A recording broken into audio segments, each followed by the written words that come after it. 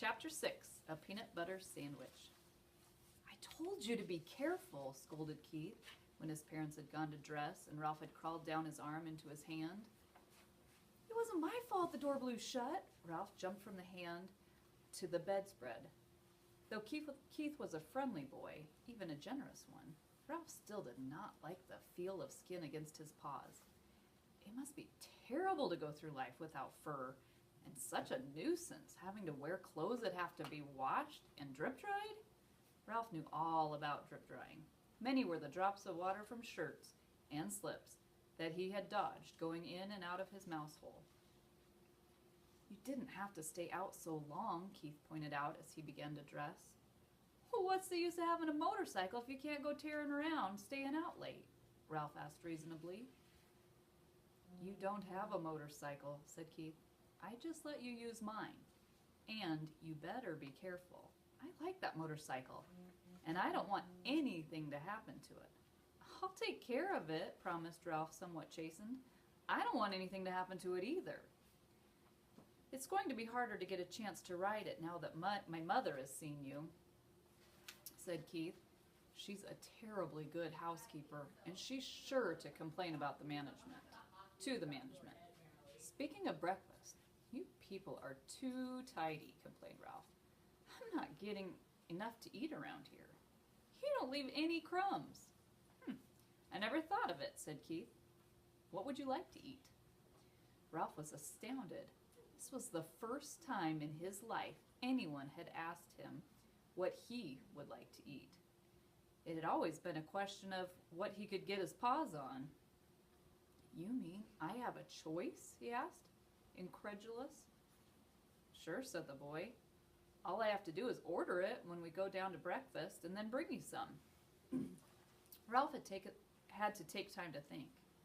After a diet of Zwieback and graham crackers provided by little children, bits of candy and an occasional peanut or apple core left by medium-sized children, or a crust of toast and a dab of jam left by an adult who had ordered breakfast sent up from room service, the possibilities of choosing his own meal were almost too much. I know what I'd like, Ralph said at last, but I don't know what you call it. Once, some people who said they were almost out of money stayed in these rooms. They had 4 children, all of them hungry, and they couldn't afford to go to the dining room. So they got some bread and spread it with something brown out of a jar and put some more bread on top of that.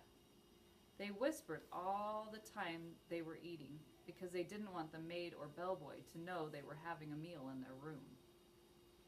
Afterwards, they all got down on their hands and knees and picked up every single crumb on the carpet so no one would guess they had eaten in their rooms.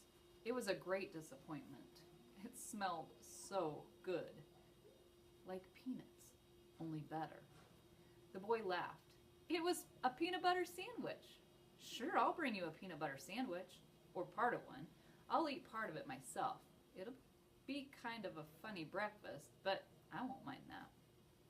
Where will you leave it? Asked Ralph. Keith thought a minute.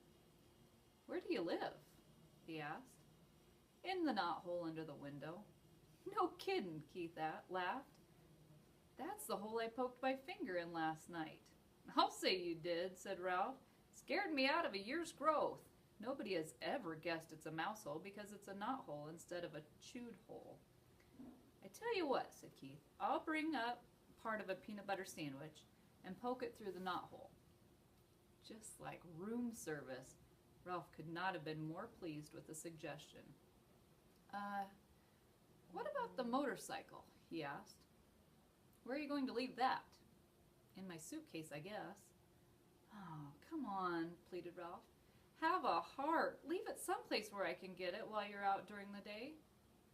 You're supposed to be in your mouse hole asleep, not riding around in the daylight where people can see you. Well, gee whiz, can't a fellow even look at it? Asked Ralph. I bet you like to look at big motorcycles yourself. Yes, I do, admitted the boy. Well, I'll leave it back under the bed like I said, but you promise not to ride it until after dark. Scout's honor, Ralph jumped off the bed and ran out off to the knothole. Ralph's home was furnished with a clutter of things people drop on the floor of a hotel room. Bits of Kleenex, hair, ravelings. His mother was always planning to straighten it out, but she never got around to it. She was always too busy fussing and worrying. Now, as Ralph expected, she was dividing rye crisp crumbs among his squeaky bunch of little brothers and sisters while she waited to scold him. Ralph, if I have told you once, I have told you 1,000 times, she began. Guess what? Interrupted Ralph in an attempt to change the subject. Somebody in 215 is going to bring us a real peanut butter sandwich. Ralph, cried his frightened mother, you haven't been associating with people. He's just a boy, said Ralph, deciding to keep the complete story of the dangers and the glories out of the past night to himself. He wouldn't hurt us. He likes mice. But he's a person, said his mother.